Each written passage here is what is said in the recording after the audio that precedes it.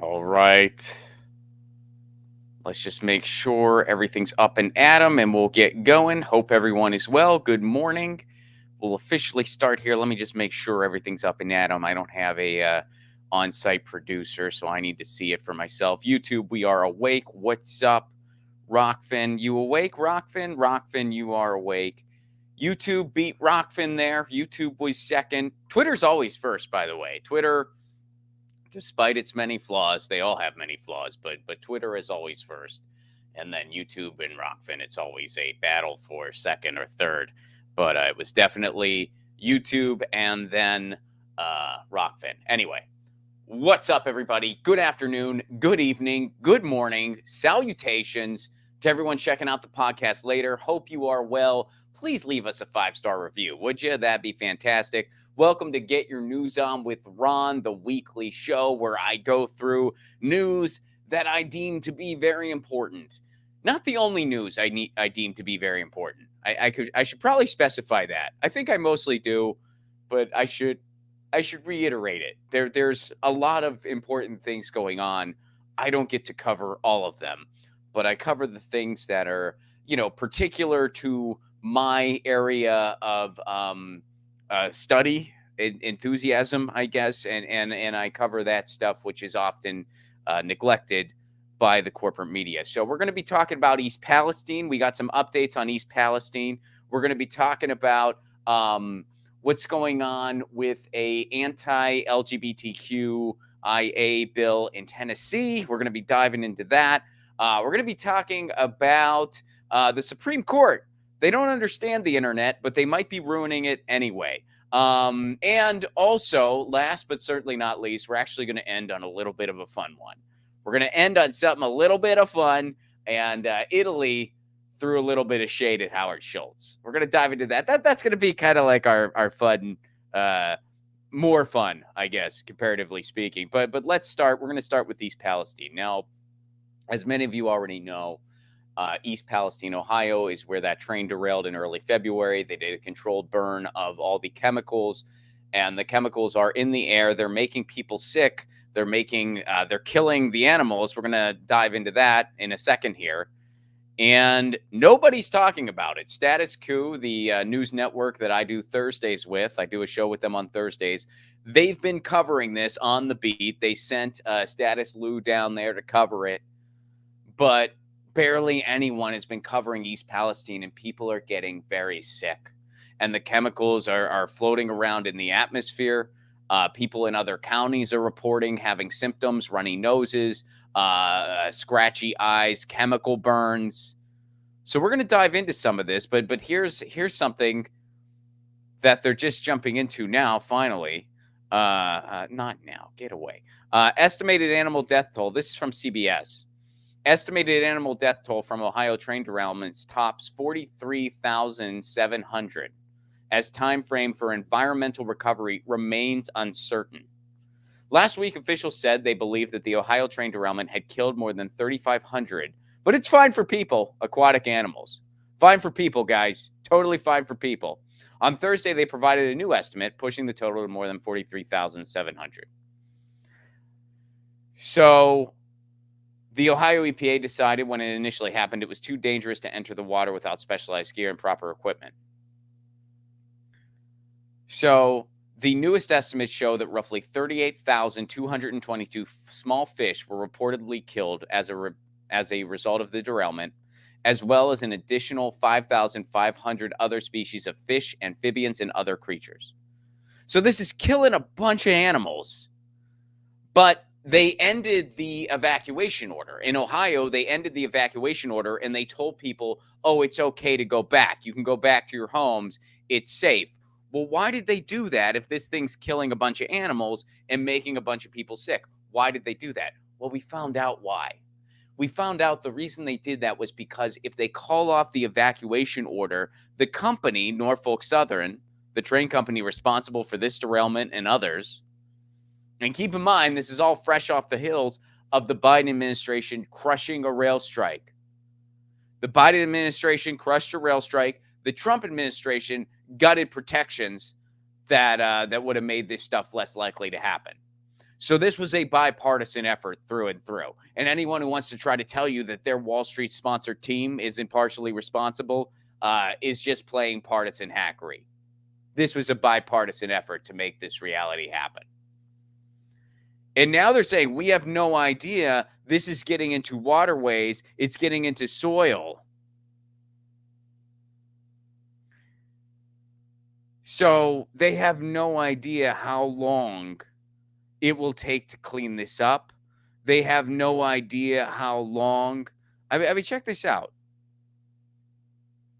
Here we go. Let me get back to the article here to highlight some other things before we jump into other things. So it's getting into the waterways where it's killing all these fish. Those waterways lead into the Ohio River.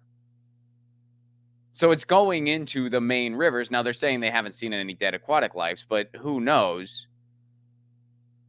We haven't seen any signs of fish in distress since that time. So because the chemicals were contained, we haven't seen any additional signs of aquatic life suffering. ODNR also received reports of 3 birds and an opossum that were found dead after being investigated by the Department of Agriculture. Now they're saying that might not have to do with the spill, but I mean, no one knows. I mean, we don't have an answer to that. So when they were asked about how long will it take for us to recover from this, here's what they had to say. We don't have an answer to that. Each spill that occurs is unique and different. If I try to give you a timeline on that, I'm confident it won't be accurate. She also said officials remain unsure if there will be long-term impacts. And she and a few others officials seem to deflect questions about how high the high numbers of minnows lost will impact the food chain. Essentially only saying that large fish do not typically roam the small waterways in which the minnows belonged. That's a difficult question to answer with any precision. So basically, how long are we going to be vulnerable here? How long are things going to be contaminated? They have no clue because it's getting into soil. It's getting into waterways. It's getting into waterways that head into the major rivers. I grew up in this area. I grew up in the Pittsburgh area. There's 3 major rivers that flow there. The Ohio is one of them. It's the Ohio, the Allegheny, and the Monongahela. Pretty sure. I hope I didn't mess one of those up. I don't know. I mean, I haven't been there a long time. So this could be years. This could be years. We have no clue. Carl's saying 50 years. Yeah, that's possible. That's absolutely possible. So here's some other footage that Status Quo has been uncovering here because the corporate media, of course, won't go there. I want to play a few interviews for y'all before we get off of the East Palestine train. No pun intended. Oh boy, too soon, Ron. Come on, too soon. What are you doing? Sheesh. But here's an interview that Status Lou did, and this is from students at a middle school. They're talking about their symptoms. Let's check this out. So here we go. Now, by the way, for those of you watching this on video, you can see why Trump showed up there. All these kids are draped in Trump flags. There's a bunch of signs thanking Donald Trump. He actually showed up there. Biden still has like not Robinson or something. Here, let's start at the beginning. He was like laying next to the air vent and he got a rash on his cheek. And then like we've all been having like runny noses since it happened and like headaches and stuff. But then when we go out of town in like Robinson or something, or we feel better, and then when we come back, it's like happened again. And when we come into town, like our eyes start burning and stuff. My nose has just been really runny. That's it. My left eye, I have like, it was burning, and my mom has chemical burns in her eyes, and like, it's gross. I have something else too. When I like take a shower with the shower water, I end up getting like burns all over my legs. Like it itches and burns. And have you all been back into school now since this? What has it been like in school so far? It's been like normal. Yeah, but they Nothing haven't really like changed. closed the water fountains or nothing. Kids are just going up there and drinking the water. Yeah, I don't drink the water in the first place. I never don't drink the water either. The drinking water fountains in the schools are not blocked off? Yeah, they're not blocked off. They let you drink out of them still. I mean, that sounds crazy. And are people? I mean, obviously, it sounds like you all aren't drinking it. Are other kids drinking it in school? Yeah, but I don't drink. I've never drank in the school Not water. a lot of kids are drinking it because our teachers have water bottles in the back of the classroom. The fact that they're not blocked off though seems not great. So, wow. I think the most striking thing to me in that, I mean, there was a lot of striking stuff there. So they're not doing anything about the water fountains. Kids can still drink out of the water fountains there. They're doing nothing. The other thing striking to me was when that girl said that whenever she takes a shower, she feels burns.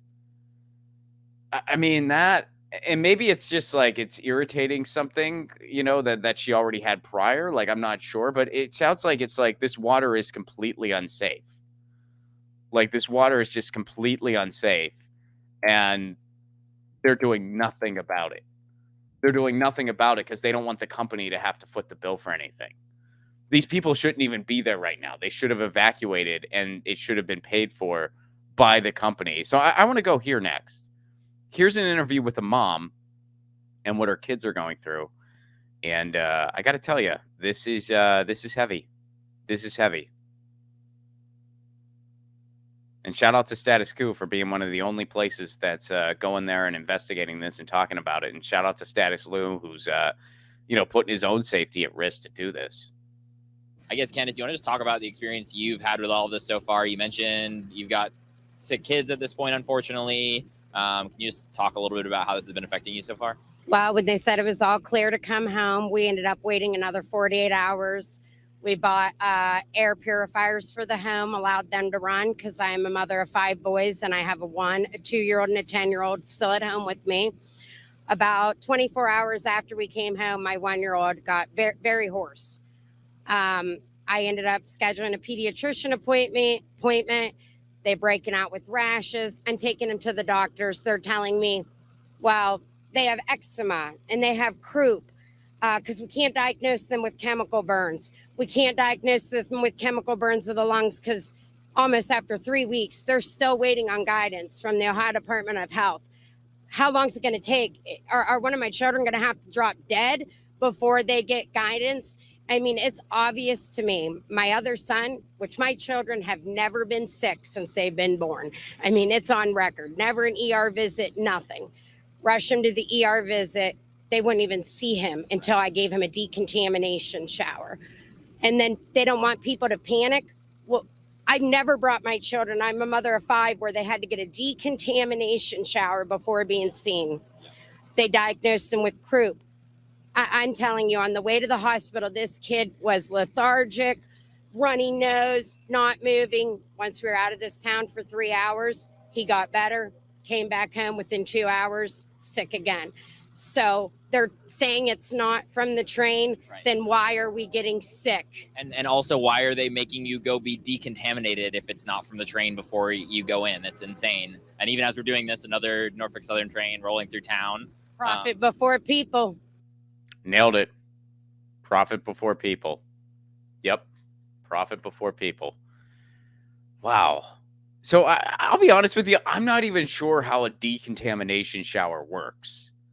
So it's so interesting. You watch the corporate media. You see these Ohio politicians doing these photo ops where they're sipping the tap water, similar to the stunt Obama did in Flint, telling people the water's safe. They called off the evacuation so that the company isn't liable for anything. That's how it works. If the evacuation is called off, the company doesn't have to pay anything, so they're not. So this is all corporate interests merging with government, and nobody wants to hold Norfolk Southern accountable. Why? Because they're the modern-day robber barons. They got too much power. Or not robber, train barons, I meant. Train barons, obviously, because it's literally train.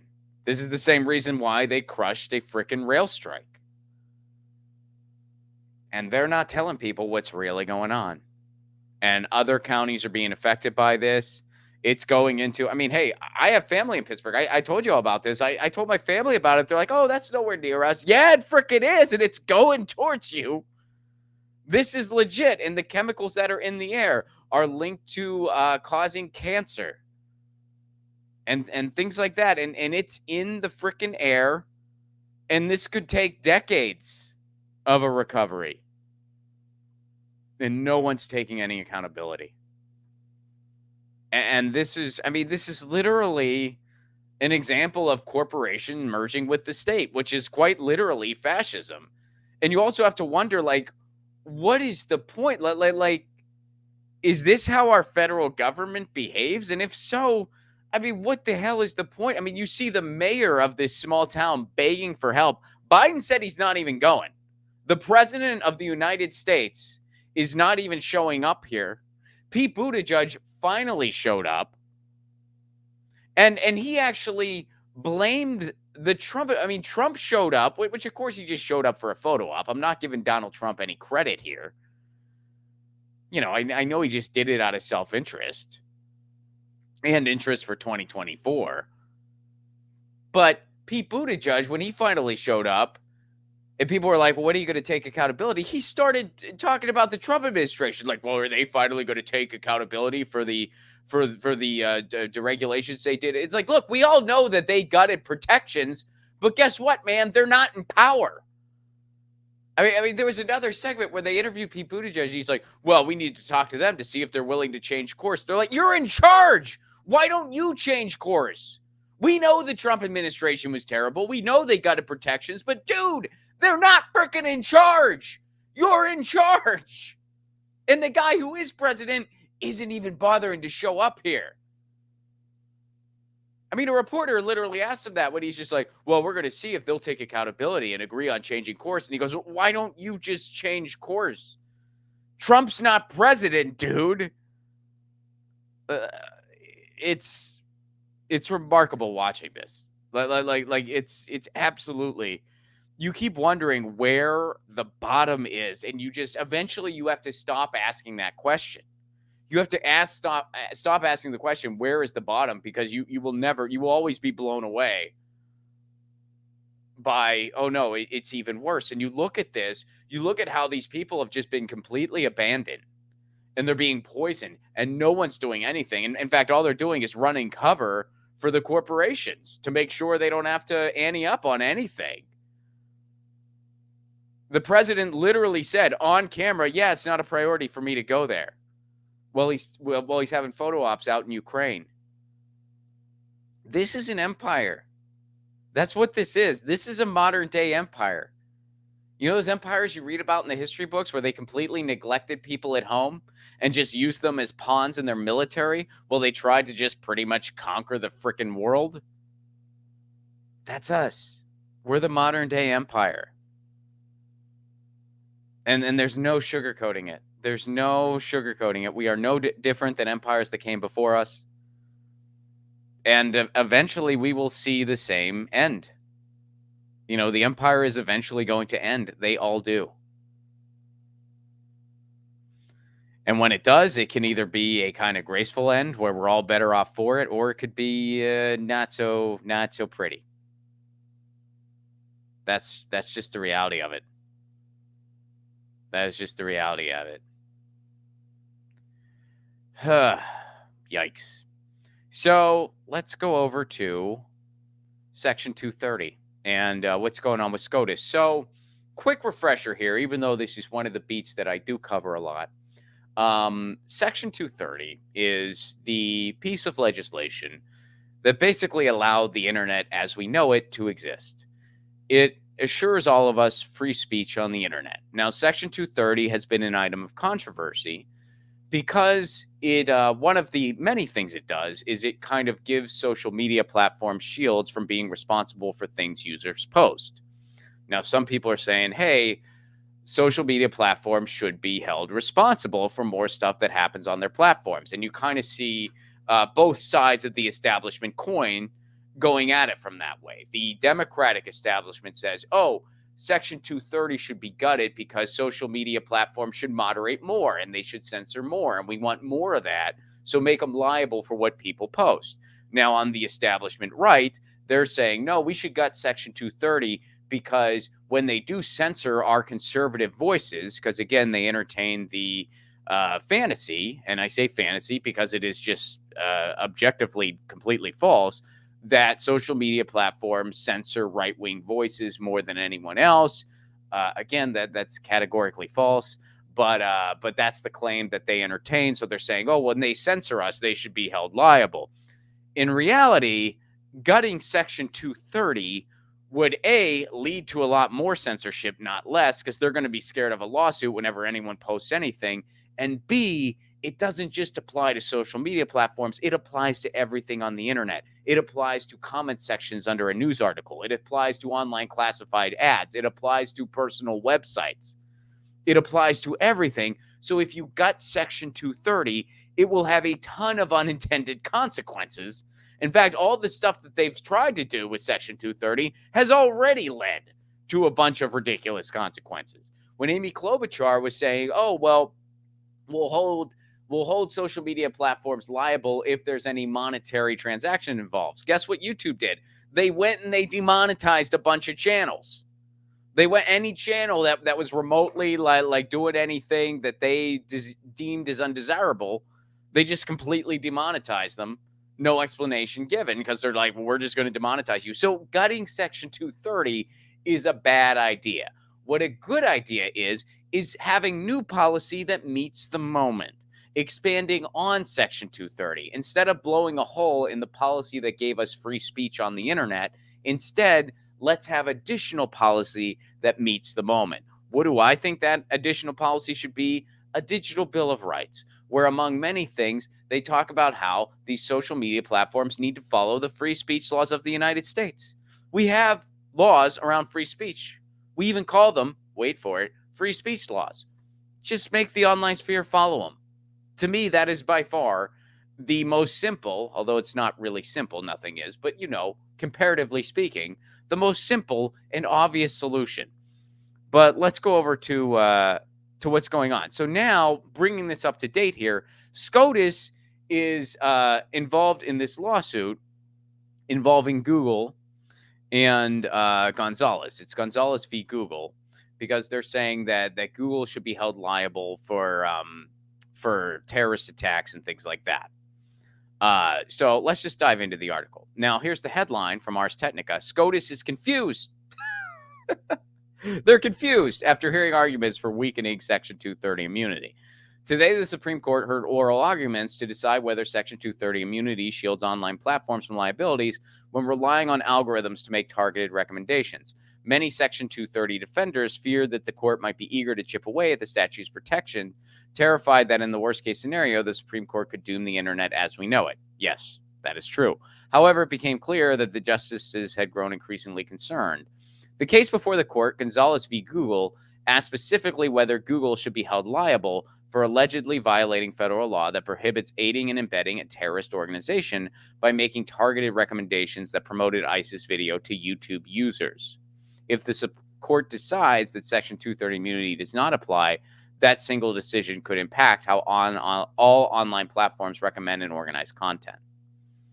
So here's the thing. So they're saying that Google, YouTube specifically, was feeding more terrorist-type content to people seeking it out, and that was aiding and abetting terrorists. Now, here's the thing. So a couple things that I think are better solutions for something like this than gutting Section 230. One, inciting violence is not protected speech. So people who are inciting violence, that content should be taken down. It is not protected speech under the free speech laws of the United States. You can apply that rule without touching Section 230. Another thing that would solve a lot of these problems without gutting Section 230, something that is not the culprit here, is having better data privacy protections. Here's what happens when you go on YouTube or Facebook in particular. They feed you stuff. They're monitoring everything you frickin' do. And then they feed you things based on what you go to. So if you go to Facebook, or so if you're on Facebook, and you go to right-wing oriented content, they're going to feed you more right-wing oriented content. Why? Because they don't want you to get off Facebook. If you're into more mainstream liberal stuff, they'll feed you that stuff. If you're into more mainstream Republican stuff, they'll feed you that. If you're into more lefty content, they'll feed you whatever they deem okay. If you're into a lot of anti-war stuff, they censor that stuff out anyway. So that's what they do. And gee, I wonder why we're so I wonder why we're so hyper tribal in the way we talk about information and ideas. I wonder why we're that way. Everyone's just fed their confirmation bias 24/7. Gee, I wonder what could possibly go wrong there. And don't worry, if you're not on Facebook, you got cable news doing the exact same frickin' thing for you. They feed you the confirmation bias, except it's the confirmation bias that they deem okay. So, anyway. So, there's that. So, having better data privacy would put an end to all that because it means that they wouldn't be able to monitor everything you do and then just feed you to keep you on their platform. So if we had better data privacy laws, that would be the fix for all this. So you might be asking, well, why doesn't the government seek out better data privacy laws, Ron? Well, because that would actually hurt Mark Zuckerberg in his pocketbook. These big tech platforms don't want that because that's how they make their money. Mark Zuckerberg, literally, he makes money from your data. He gives it to third-party advertisers. He gives it to people so they can give you targeted ads to increase your experience or enhance your experience, whatever it is they say. So that's why they don't actually pursue real solutions. Another reason why they don't is because a lot of the people in charge of doing this stuff don't understand the frickin' internet. And they say this, that they're literally saying, we're confused.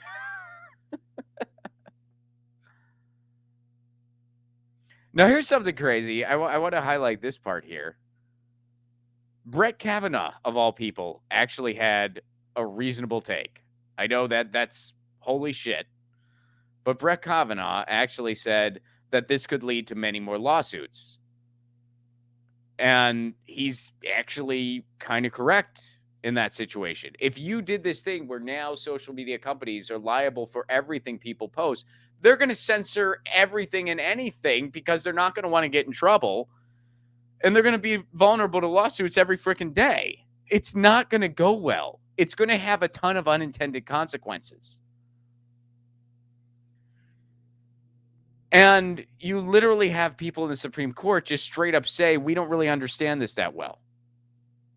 They're saying it's kind of confusing.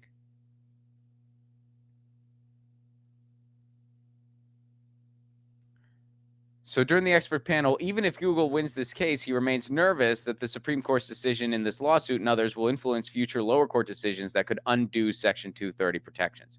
As the Supreme Court's weighs four significant cases this year that could impact how courts interpret Section 230, Goldman said, I remain petrified that the opinions are going to put all of us in an unexpected circumstance. That circumstance is the internet as we know it won't exist anymore. So there's a confused SCOTUS when it comes to this stuff because they don't really understand the nuances involved. They don't really understand the complexities involved, but they're ruling on this stuff anyway. And if they were to gut Section 230, again, the internet as we know it would become a thing of the past. The internet would still exist. The internet's not going to go away. But it would become a thing of the past where you don't have the ability to just basically pursue information because social media platforms won't allow it. YouTube won't allow independent and dissenting voices of any kind because they're too scared of a lawsuit. And again, we live in an age where there's no net neutrality at the federal level right now. We still don't have net neutrality at the federal level. So they could just throttle everything else that isn't deemed worthy by the corporate elite. So, yes, we could have a reality. You add all those things together, the internet could end up looking like cable television 2.0, where only a handful of websites actually work, where everything else is just, it loads like freaking dial-up from the 90s. And we just do not have the internet as we knew it. It's something we tell our kids and grandkids about. So that is literally what's at stake here. We could have an internet where the only things that work for you are Google and Amazon. And when you use Google, well, you're only going to be shown the results that they want you to be shown. Again, it'll be similar to the homogenized radio. It'll be similar to the homogenized television. The internet is just another medium. They can totally gut it from us. And that's what's at stake here when they're freaking ruling on things like Section 230. And they're straight up saying they don't really understand it. And I get it. It's complicated. It's really complicated when, you know, you're kind of rooting for Google in this case because you realize that the unintended consequences from gutting Section 230 are way worse than what we have now. I get it. It's weird. But, you know, you got to take a minute to learn how this stuff works so that we can preserve the internet as we have it. And I know it's not perfect. Nothing ever is. But at least we're still living in a world where, for the most part, stuff like this can exist at least. And we see why we need it, right? We see why we need it because, look, nobody else is talking about what's going on in East Palestine. Nobody else. Independent media is the only people doing that. Well, imagine if that stuff can't be disseminated anymore. Imagine if there's no distribution platform for that type of content. What are we going to do? So this is really freaking serious, and I'm not embellishing when I say the internet as we know it is at stake. And SCOTUS is just, I mean, you can find the footage where they're just laughing about it. They're like, we don't really know the internet that much, except we're ruling on the future of it. Just like when the Telecommunications Act in 1996 happened, most people didn't even know what the hell it was. Most people like weren't even sure, so it just went through with a bunch of bipartisan support. They're like, oh, it's gonna help with broadband, because there was part of that act that applied to broadband. It had nothing to do with what they did to radio. But later, that Republican out of South Dakota got a hold of it. He added all this stuff about completely homogenizing radio and lifting the protections on how many media entities one company could own. And nobody freaking noticed it. Nobody even, they probably didn't even bother reading it, most of them. So it became this completely different thing that we're still feeling the horrible effects of. It was a horrible piece of legislation. And we're going through that again, only this time the entity in the crosshairs isn't radio, it's the freaking internet. And you have this Supreme Court that openly admits they don't really know what the hell they're ruling on. So this is serious. This is freaking serious. And by all means, folks, support your local digital rights organization, please. Or your national, rather, too. But because this is legit. I don't want to live in a world where the internet as we know it is a thing of the past. I really don't. I don't want to see that happen. Because we're pretty screwed if it does. So let's go over to Tennessee and a piece of policy that is happening in Tennessee right now. And we're going to highlight one piece of this. So this is from Aaron Reed, who does a lot of really great work in this space. Terrible news. The first drag ban has been passed in Tennessee, and it goes to the governor's desk. It could easily ban Pride. It bans public drag. It bans transgender people performing who are just living their lives. And it charges them with a felony. It is blatantly unconstitutional. So let's read this. Here's the part that we're going to read, the part that Aaron highlighted in this tweet. An act to amend Tennessee, blah, blah, blah. Section 1, Tennessee Code annotated, blah, blah, blah. So here's what it is. Adult cabaret performance means a performance in a location other than an adult cabaret. Okay. That features topless dancers, go-go dancers, exotic dancers, strippers. Okay, so they're saying all that can't happen in public. Fair enough. I don't think we want strippers and topless dancers in venues that aren't appropriate for that type of entertainment. I think that's reasonable. Okay, let's continue. Uh-oh. Now it starts to get a little weird. Male or female impersonators. What does that mean? That's really open for interpretation, isn't that? Especially in a state like Tennessee. Let's be honest. or who provide entertainment that appeals to the prurient interest. Well, what does that? We don't really know what that means. No one knows what that means. What is or isn't obscene? Nobody knows. What is or isn't prurient interest? Nobody knows.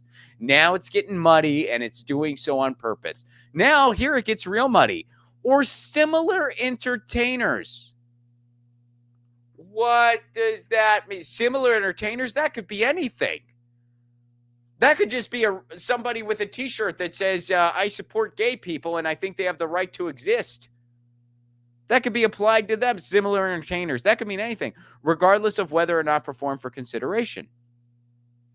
So it is an offense for a person to engage in adult cabaret performance, which again could mean a lot of stuff. They're basically banning trans people performing.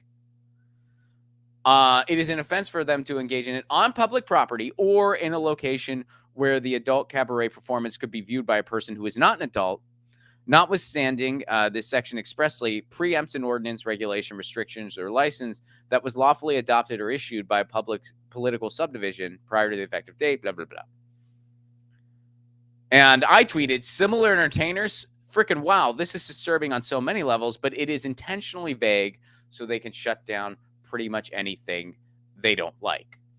And that's what this is about at the end of the day. This isn't about, so here's the thing. When you see pieces of policy like this that are really going to target the LGBTQIA plus community and is basically written in a way where they can just shut down any transgender person doing anything, you have to think like, okay, well, there's always going to be whataboutism about this legislation. There's always going to be people saying, no, it's not an anti-transgender thing or an anti-LGBTQ thing. It's just about obscene or quote unquote lewd, whatever performances in public. So whenever people make those types of deflections, which they will, the question you have to ask yourself as a reasonable thinking human being, well, were these problems going on where this type of particular law is necessary? So let's go back to the piece of legislation here. And again, that top part. Okay, so adult cabaret performance, you can't do that in public. And this refers to topless dancers, go-go dancers, exotic dancers, strippers. Now, that's the part of that people will point to and be like, oh, no, it's just about lewd performances in public. So the question you have to ask, is that something that's a problem in Tennessee right now? Is that going on in Tennessee right now? In the state of Tennessee, are there people just sitting in a park, minding their own business, reading a book, and all of a sudden someone just comes and starts taking off their clothes and they expect a tip or whatever? Is that happening in Tennessee? Someone's just like, hey, I'm a stripper and this is just where I do my thing. If that is happening in Tennessee right now, I am going to reach out to Status Quo, who I do a show with on Thursdays, and I'm going to cordially volunteer to go and do an investigation on that. I will say, I got to go to Tennessee to get to the bottom of this, no pun intended, because apparently people are just minding their business and a bunch of strippers are just showing up doing their thing. I got to get to the bottom of this. I will do the research here to figure out what's going on, if that is happening in the state of Tennessee. Here's the thing, folks. That's not happening in the state of Tennessee. I guarantee it. So you have to ask, well, why is something like this necessary? Well, because the real goal of this legislation isn't that top part that, of course, I don't think any reasonable person would object to that. What reasonable person would object to, hey, if someone's doing an exotic dance, they shouldn't do it in a public space where people aren't expecting such a thing? We already have laws against indecency. They already exist. There's no reason for a law like this, unless it's for this second part.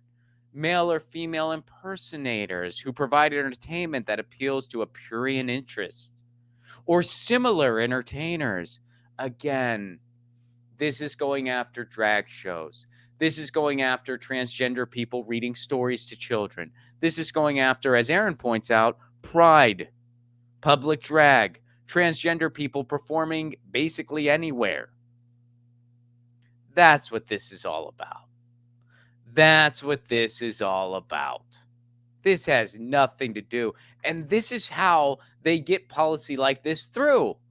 They disguise it. They have this first part because their real interest is the second part.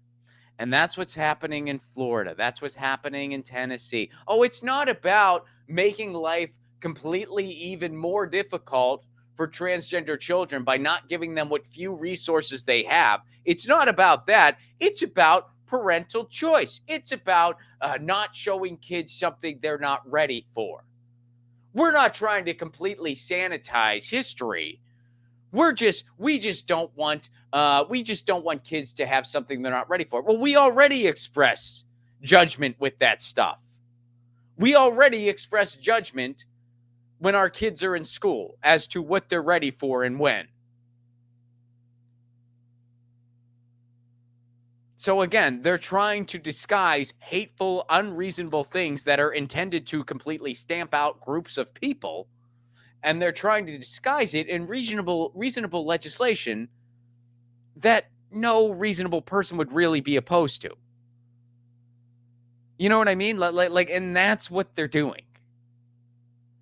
And again, that is by the book fascism. What they're doing in Florida right now, where they're trying to completely gut education. They're completely, I mean, now I saw a thing this morning. They're trying to like outlaw certain college majors. There's over 1 million books that are being reviewed right now. Over 1 million freaking books. And again, it's just like, well, they're not ready for these types of messages. No. There is a big difference. There is a big difference between completely whitewashing our history and using some judgment when it comes to age. One thing no reasonable person is opposed to. Many people, a reasonable person should be against whitewashing our history and not teaching kids what really went down. Because you know that old cliche, if you don't learn from history, you're doomed to repeat it. No reasonable person would be against something, no reasonable person wants to see that happen. But a reasonable person would also come to the conclusion that, yeah, a 5-year-old is not ready to watch American History X. You know what I mean? Like, we already use discretion when it comes to age. So the red herrings that they're throwing out when it comes to these laws in Florida and when it comes to this law in Tennessee, they're nonsense. They're freaking nonsense. And I want to read something to y'all. Now, this is something from a friend of mine. And this is a friend of mine. I'm not going to say her name out of respect for her privacy.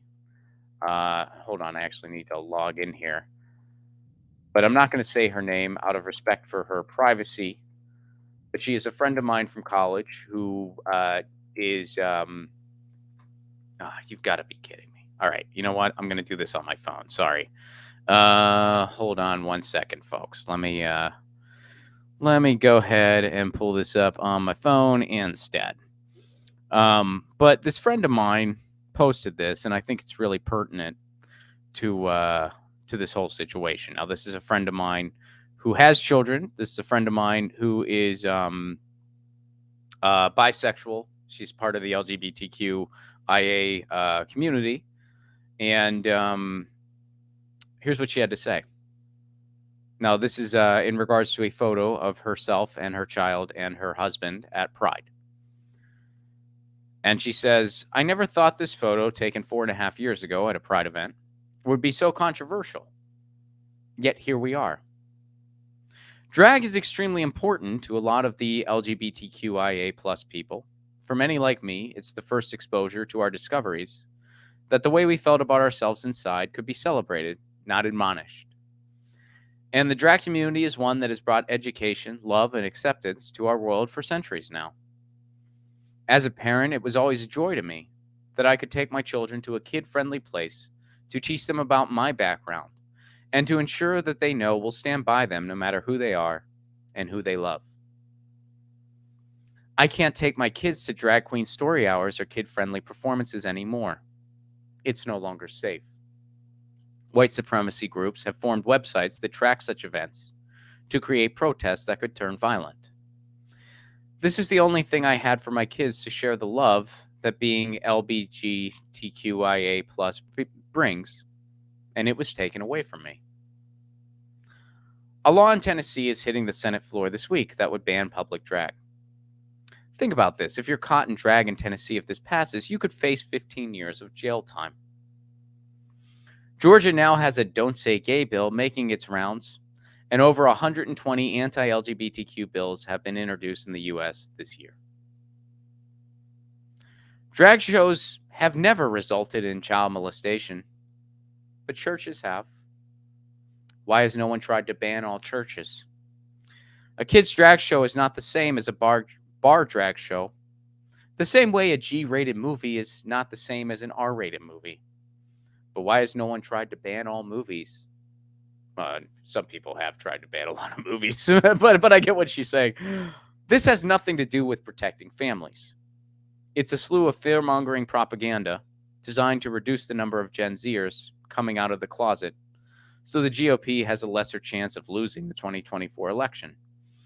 And because it's not making headlines, and because people are naturally fearful of what they don't understand, it's working. But it's not just drag you're hurting.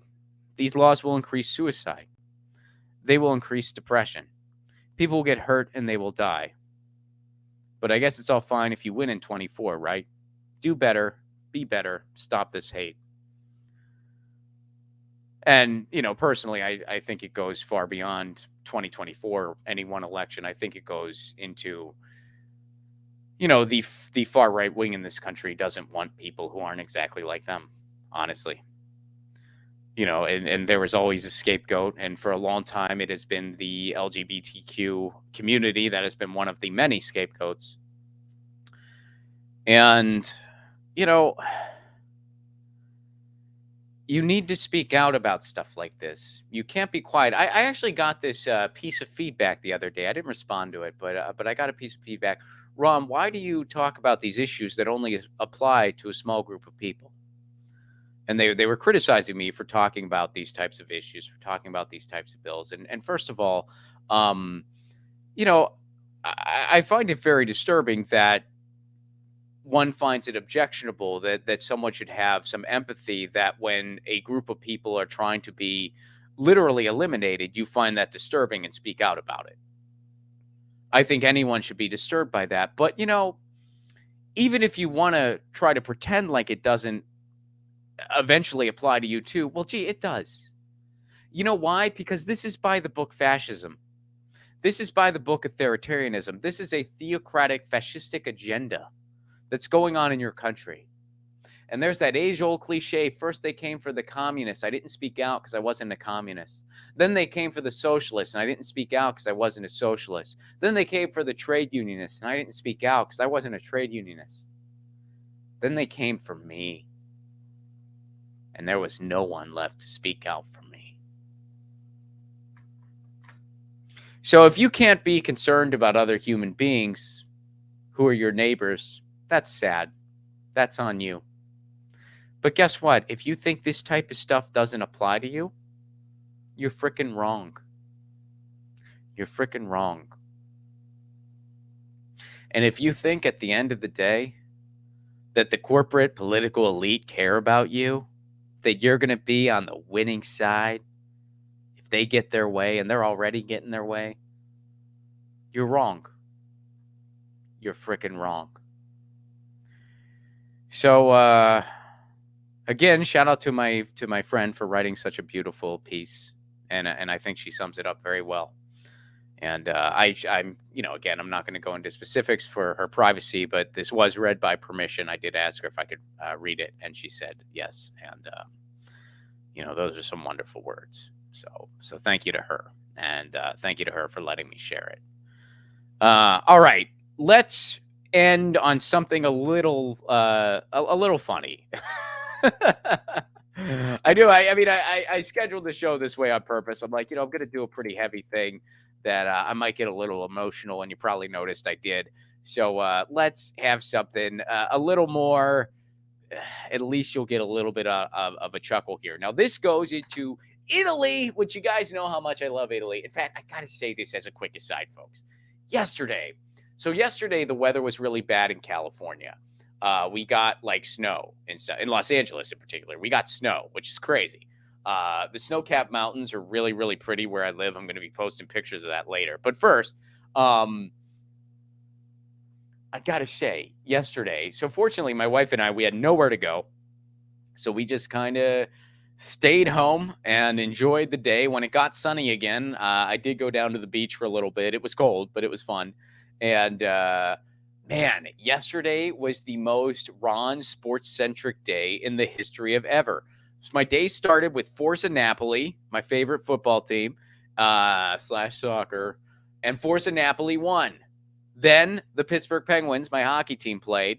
Pittsburgh Penguins won. I was like, man, what a cool day. I got to watch 2 great sporting events that I enjoyed. Both were great games, and my preferred team won. That feels pretty nice. And guess what? It wasn't over yet. My sister texted me, IU was playing. IU was playing, Indiana University. And guess what? IU won. Man, it was the most sports-centric day I ever had in my life. Anyway, all right, so sorry. Here's what happened. So Howard Schultz went to Italy to talk to Starbucks. He went to Italy because he claims that Starbucks and their shitty coffee is based on, the best coffee in the world. In Italy, they have the best freaking coffee in the world. Starbucks coffee just tastes like someone burned a bunch of beans to save money, which guess what? That's what they do. They deliberately burn the beans. That's their policy. And Howard Schultz likes to pretend that it's based on Italy, though. So here, check this out. So Howard Schultz wants to. So Howard Schultz showed up in Italy. Here's what Italy had to say about him showed up. Let's watch this video. Howard Schultz wants to end his 40-year career where his vision for Starbucks was born, not in Seattle, but in Italy. Hi, my name is Alessandro, and I work for an Italian coffee house here in Milan. I am a member of a union, Pilcam CGL, and I know that unions are an important part of the Italian coffee house experience.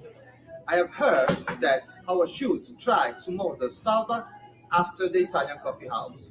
I have also heard that Howard Schultz is retaliating against US workers who are trying to unionize and defend their rights.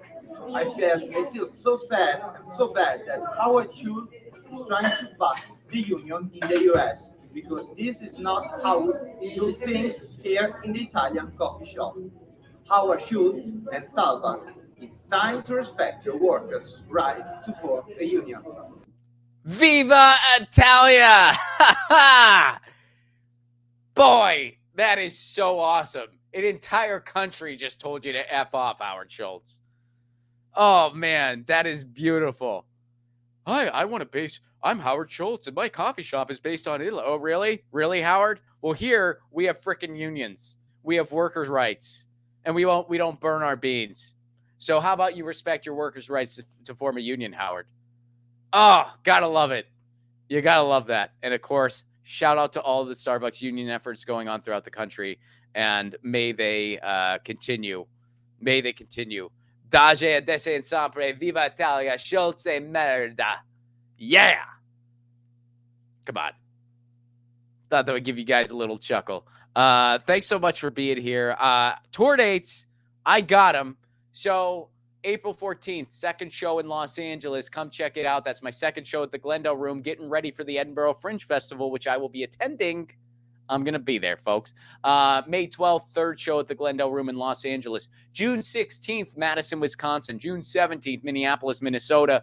June 23rd, Detroit, Michigan. Tickets for that should be on sale soon. June 29th, Chicago, Illinois. Now, their tickets are available for Chicago, Minneapolis, and Madison. Get those tickets now and use the promo code Lucy at checkout for discounted tickets. Lucy at checkout for discounted tickets. That's Minneapolis, Chicago, and Madison. I got an early bird special going. It's not going to go on forever, so get your tickets now. Do not wait.